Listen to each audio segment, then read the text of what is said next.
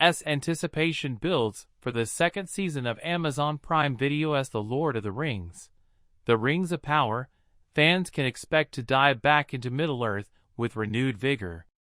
The upcoming season promises to deliver a blend of high stakes, new characters, and the return of a familiar darkness that will reshape the world as we know it. With a fresh trailer teasing the chaos that awaits, here's a breakdown of what to expect from the next chapter in this epic saga.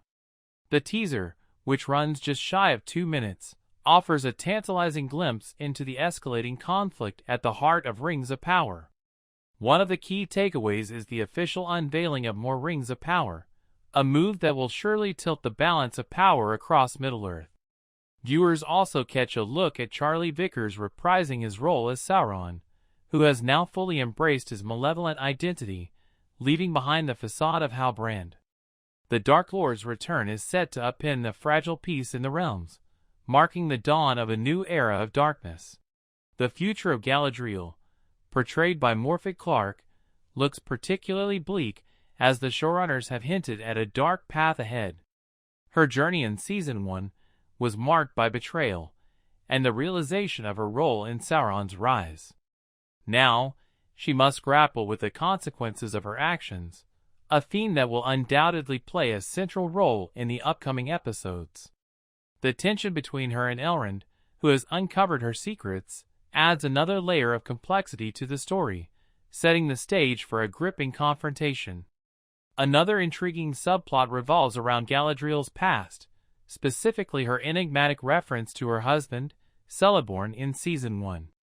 Showrunner J.D. Payne hinted that this storyline is far from over, leaving the door open for Celeborn's return and the potential emotional turmoil it could bring. With Galadriel's relationships with Sauron, Elrond, and Gil-galad already established, the reintroduction of Celeborn could lead to explosive developments that challenge her in new and unexpected ways. J.R.R. Tolkien's Second Age is just as intense and influential as the Lord of the Rings era, constituting many major events and developments. So vast is Tolkien's fictional mythology that the timeline of Ea, the universe in which Middle-earth exists, is split into ages, some of which span several millennia. Following the outset of creation, the exceptionally long years of the Valar and the years of the trees passed. The First Age began after Morgoth cruelly destroyed the 2 trees of Valinor, followed by the Second, Third, and Fourth Ages, which is where Tolkien's Lord of the Rings timeline ends.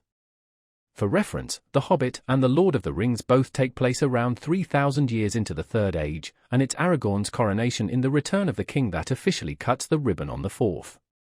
Although Tolkien's most famous stories both happen within a single century, the author wrote plenty on what came beforehand, with appendices, the Silmarillion, and other works extensively detailing everything from the moment Eru Ilúvatar and his band sang the world into existence to the day Bilbo Baggins left the Shire with a bunch of dwarfs and a wizard. Despite the Third Age's tales taking pride of place on bookshelves and in movie theaters, the rest of Tolkien's timeline is no less epic or important. Indeed, the Second Age is arguably more seismic than its successor, and this is where Amazon's The Lord of the Rings, The Rings of Power pulls its inspiration from.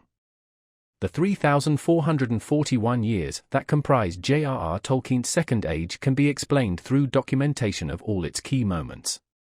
The First Age ended with the War of Wrath, where Morgoth tasted defeat courtesy of a mighty host from Valinor, and with darkness finally lifted, the free peoples could make their homes again. The elves anointed Gil-galad as High King of the Noldor, and Lindon became their main province,